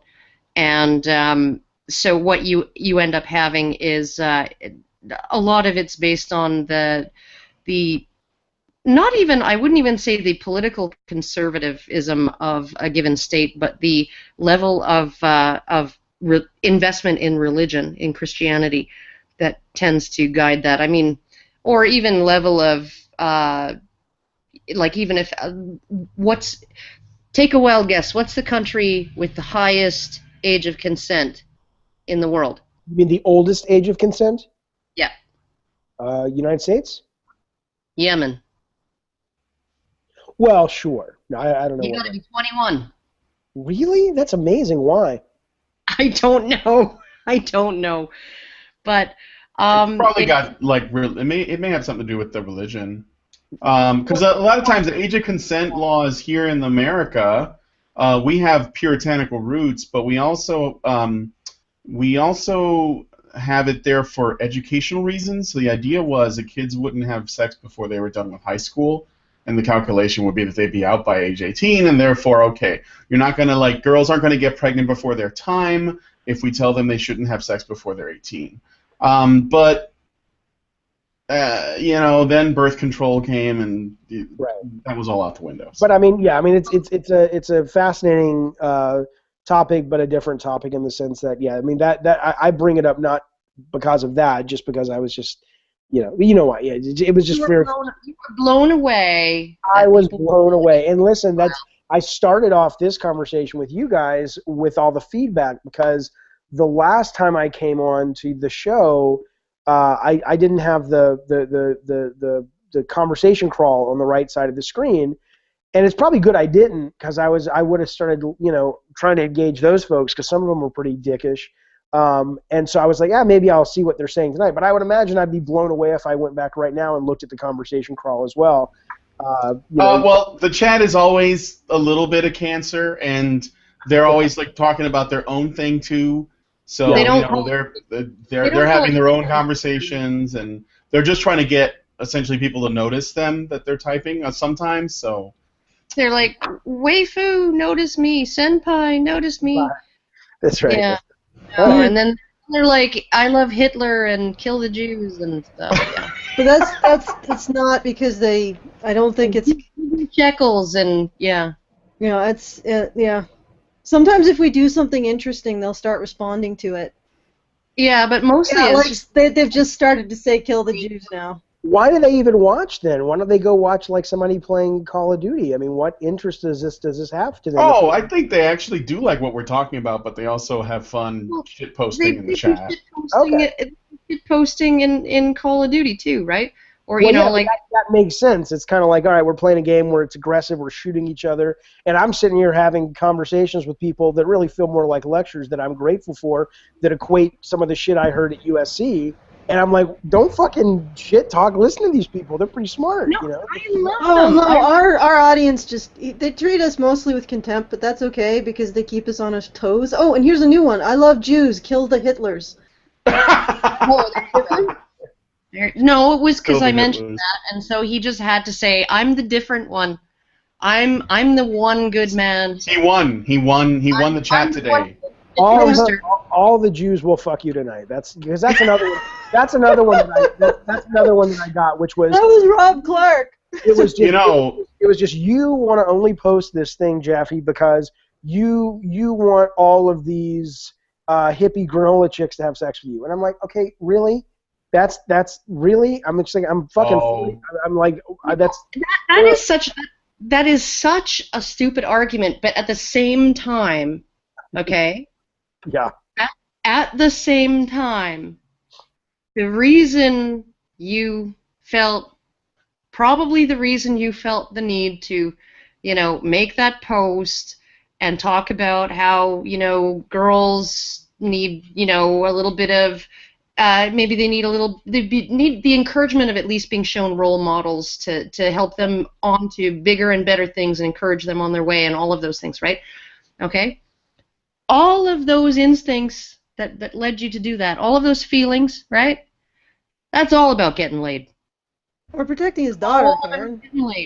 It's all about who got laid a million years ago and who didn't, and and all the way up the line. And you're gonna have to explain that one. I don't know. I mean, I totally hear you. I don't think what you're saying is like crazy town or anything. I get where you're coming from, but our personalities, right? Our personalities were like the innate part of our personalities, and that's anywhere from 60 to 80%.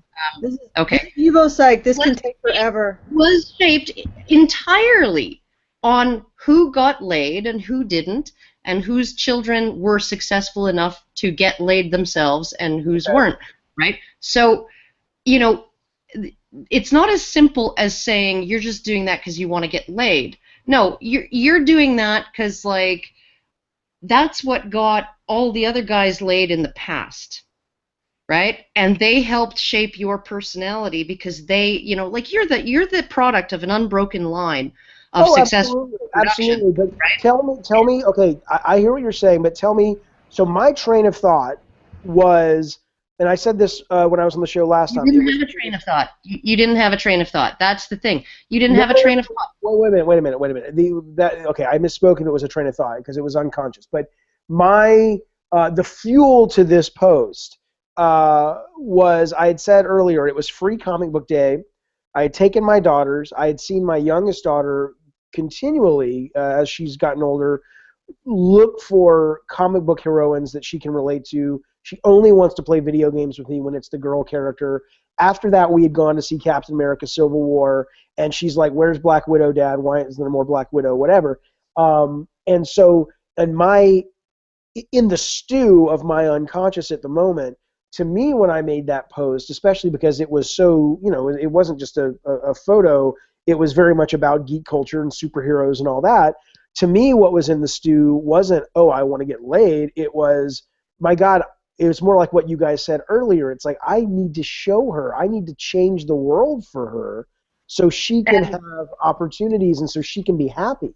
The reason why you felt that, right, is because that was what made all of your male ancestors successful. What right? was?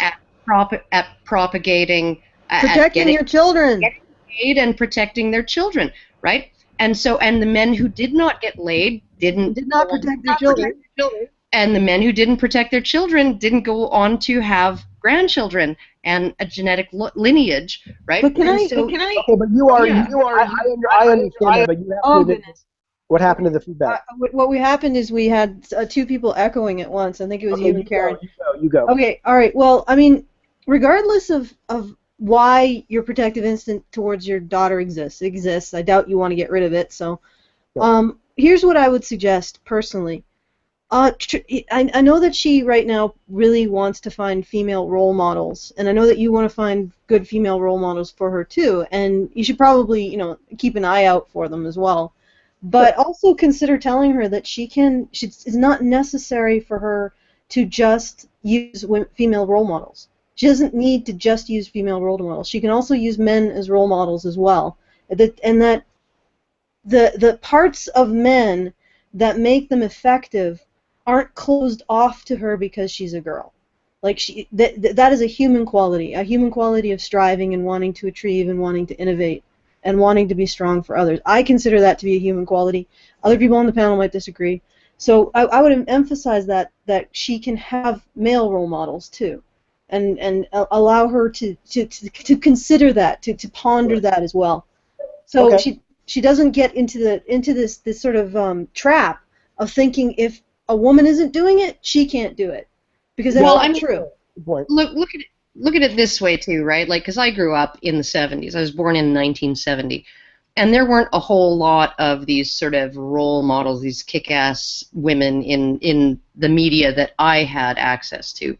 The media that I had access to, I had a broadcast, like I had a TV with antenna, and we had one French language station and 3 local English language stations, and that was it. We didn't have cable.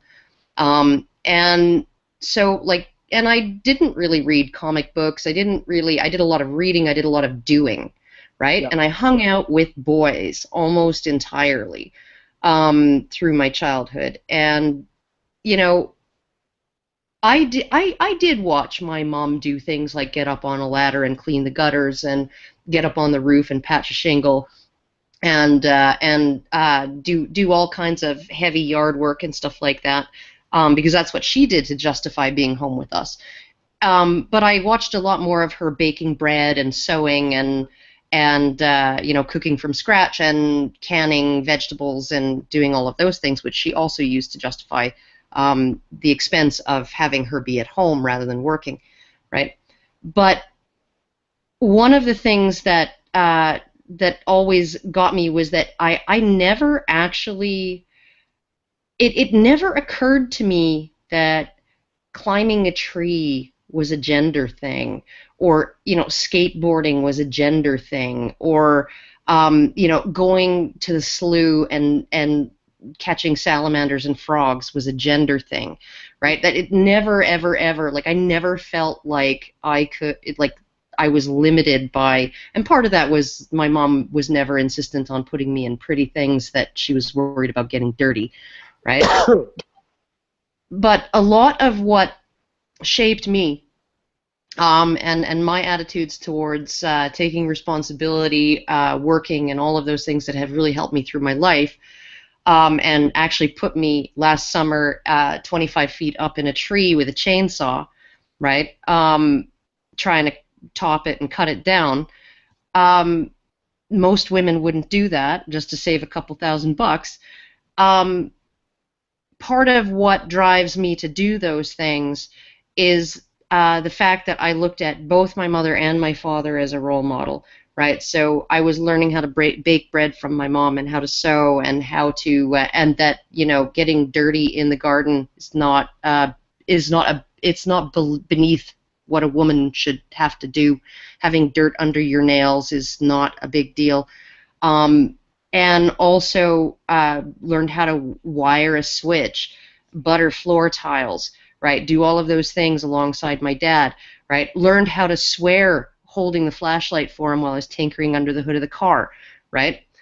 Those are the things that, you know, if you want to give your daughter, you know, like, comic book heroes or heroines are all well and good, right? But I didn't have any of those heroines really that I was exposed to. And you know what I did when I read Lord of the Rings at age 8 is I rewrote half of it in my head with strong female characters. I rewrote the plot of it. I started writing fan fiction in my head at age 8 that included all kinds of wacky subplots that had strong female characters, right? And, you know, I had that imagination, right? It wasn't that I was like, oh, I don't see this in the world and therefore I can't envision it. No, I was like, Peter Jackson was spying. sorry? Whoa, did he? Okay, Karen, you're gonna have to mute. He said, did you realize Peter Jackson was spying on your brain? Oh yeah, no, I know he was. I absolutely know he was, and I know that Tolkien was he had a very difficult time. You could just tell, even from the depictions that he had of his female characters, which were actually quite strong, but that he didn't really quite understand. He just was not great at writing women, and maybe because he. Yeah, but no, I hear you, and I think that makes sense. I mean, it's not a desperate search for comic book heroines. It's more just a general sense of I want them to be exposed to the fact that they can go in multiple directions, and I don't see enough variety of directions represented in the media as much as I would like to. But your point is well taken, and no, I was referring to the Hobbit, where they totally wrote a character in that was a woman, which I thought she was great. I really liked the Hobbit movies, but I know many men. Oh yeah, that the Tauriel. Well, but Tauriel. They also wrote a romance in which Yeah. Was it With the Hobbit or Aragorn the Lord of the Rings? yeah, in No, Lord of the in Rings, the, they gave Arwen more stuff to do Yeah. no, that but she didn't do. in But go ahead. but in The Hobbit, they actually created a romance that didn't exist between Keely and Tyrael. Yeah. Yeah. Well, I just wanted to conclude my statement before I was interrupted. Oh, sorry, I didn't realize you were interrupted. Yeah, but that's okay. You I were can. woman interrupted. Yeah, Well, I was. it's the lag. It's the lag. So if there's any kind of pause and then there's dead air and then I jump in. Yeah. Well, essentially, what I was trying to get at, and I think Karen touched on some of it, but don't look. Tell your daughters that they don't need a female role model in order to do something. I remember I had a trip. I was taking a road trip with my father, like in I think 2008. And I expressed the fact that to him that there hadn't been any women in my life who I really really looked up to or thought really modeled the kind of thing that I wanted to see modeled. And he said to me, that's sort of a female thing to do, is to look outside of yourself to try and find what you need to find inside of yourself. And so look to yourself to be that woman. If that's what you want, then look to yourself to be that woman. And that really impacted me. Yeah, that's good advice. Yeah, so I would say that would be something to pass on to your daughters. You don't think that you need a female role model to do anything. Like if you want to do it, do it. And Sure. you can use male role models too. Yeah, no, all of that. The points are well taken. I totally hear you, and I think it's valid, and those are good things to share. I think end of the day, though, what I'm responding to in that point where I hit the send button on the tweet was just her going throughout the day. It wasn't me not having a comeback, which was, hey, you can be your own hero. It was her literally going, where are they, Dad? And I'm like, I don't know. Well, there's Black Widow. She had a couple of scenes. It was a very specific thing I was responding to. But I do hear your point at a grander level, which is some really good advice for sure. Yeah, I think, well, I mean, like I said, right, like I wouldn't have had to rewrite Tolkien's trilogy if there had been those female characters in it. I wouldn't have, well, I No. didn't rewrite it, but, I had my imaginings. I would lie for 45 minutes before I fell asleep and think about all of these scenarios and scenes and different things. And part of doing that actually was what inspired me to get into writing fiction, which I started doing when I was about 15. Oh, that's cool. And wrote several billion words of crap that you have to write in order to actually get good. And then I wrote a trilogy with an entire realized universe, and that has not been published. It needs so much more fucking work. Holy shit. But then I decided, instead of, I got some very good feedback from agents on that, right? But they inevitably were like, but we think you need to improve it, you need to tighten it up, blah, blah, blah. And then I was just like, you know what, I'm just going to fucking write a standalone based on this universe that I created. And I did, and boom, accepted. And then I wrote another one, and boom, and then so 4 books later, right? And so part of what inspired me to do that, right, was that I wasn't going to complain that other people weren't doing it. I just took it upon myself to do it, and to write the books that I wanted to read, right? That's what I did. And if your daughter is creative, I mean, you're a creative person, right? Mm-hmm. I like that. And it's entirely likely that your daughter has a creative spirit as well, because some of that is heritable, right? And so when you talk to her, right, about where are get her to write how old is she? She's 10. Get her to write her own story about it. Get her to write her, get her to write, put Black Widow or whatever, right, or Black Red Witch or whoever I don't fucking know. Scarlet Witch. That's okay. Get her to write a story around that. Get her into writing fan fiction. Get her into all of those things, because those things, right? Those aren't consuming media. Those are creating media. Those are accomplishments, and that's actually going to build her confidence much more than seeing other people do things, right? No, that's a good point. Good point.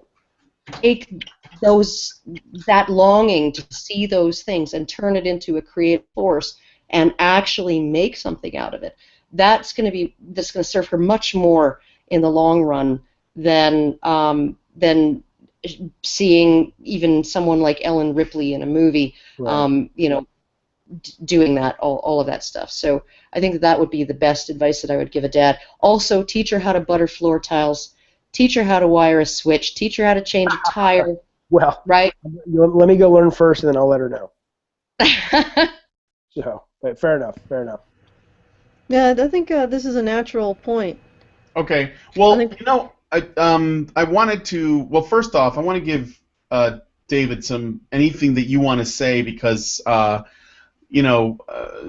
just to make sure that you're satisfied and Yeah. No. I have to go on this. I don't have to, but they asked me. I'm going to go on this show Friday, and I got a big mouth, so it'll probably won't be the last time I talk about it. But hopefully, people know my take on it. They care to know my take on it, and I appreciate the opportunity to express it here. And oh, cool. Good You're fun. gonna go, what show are you going to go on Friday? What is this show? I've never heard of this network. It's called It's this lady called Liz Wheeler, and she is she's on this kind of it's like One American Network. It's like a cable channel that I don't know. It's some right wing, I think, conservative thing. But I don't consider myself right wing or conservative. But that's kind of why I want to go on. I always just like kind of getting that different view. So that should be an experience. But she wants to talk about the prom photo, and after that,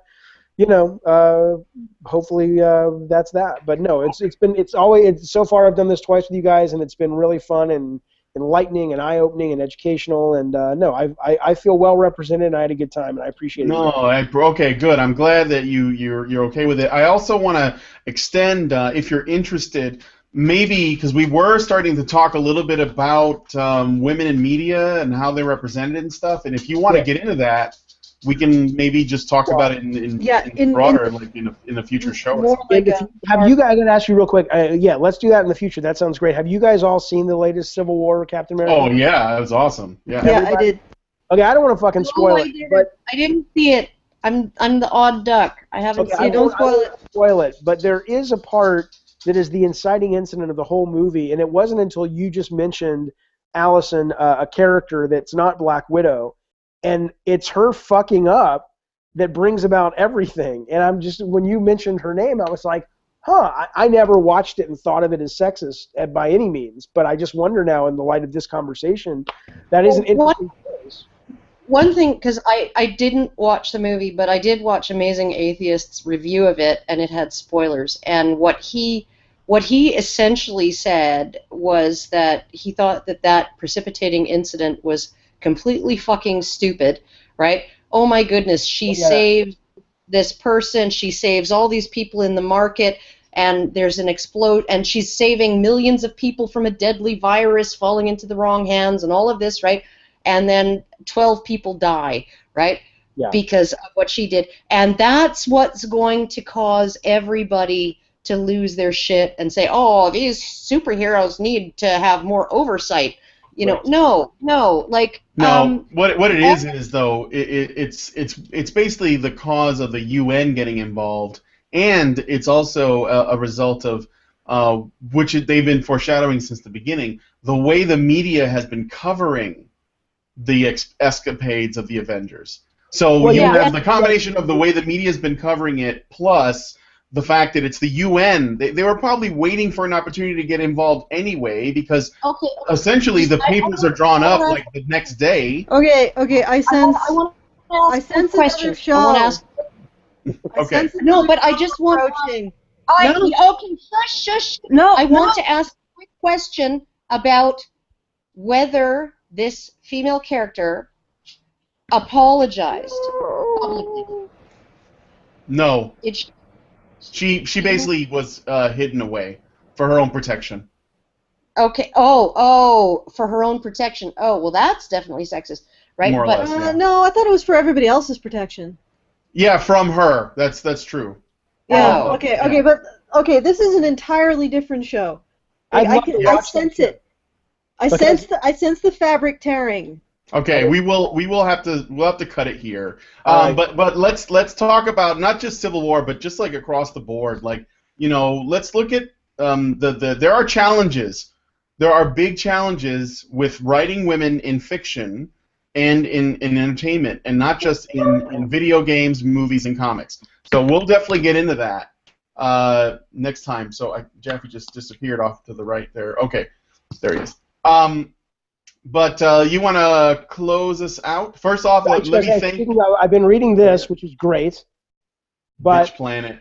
I've also been reading this, which is fucking great. So if you want to talk in a later show, there's such weird, cool comics that are written by women that are very much, you should read this one if you guys don't read comics or you're interested. Or you should even have the writer on your show. She's really interesting, and it's really an interesting take on things in terms of women in comics. So I recommend it highly. Okay. All right. Okay, I think that was a shell. I wish I made money off that. It was a plug. Oh, a plug. Sorry. It would be a plug if it was mine. I have nothing to do with it. Oh no. We call everything that's plugging anything or showing people things to look at as a shell. That's our own sort of nomenclature. Then I'm just gonna fucking own it. Then go play Drawn to Death. DrawnToDeath.com. Download our game. There you go. That's a plug. All right. Okay. So we'll set something up if that's cool. Cool. And whenever you guys want to talk, I'm around. All right. Awesome. Thanks, Cool. Allison and Karen, and thank you guys for watching. Please feel free to leave us a comment, and we look forward to hearing from you next time. Do you want to shill anything else, Allison, or shall I just? I said I'd chill once a day. I mean, I could. Okay. I'm not. Well, I mean, I don't have anything prepared. I apologize to everybody. Give us your money. Give us. Okay. Give us all your shekels. Give them all to us. We want to roll around in a bed of your shekels. We want to have them. We want to touch them. We want them all.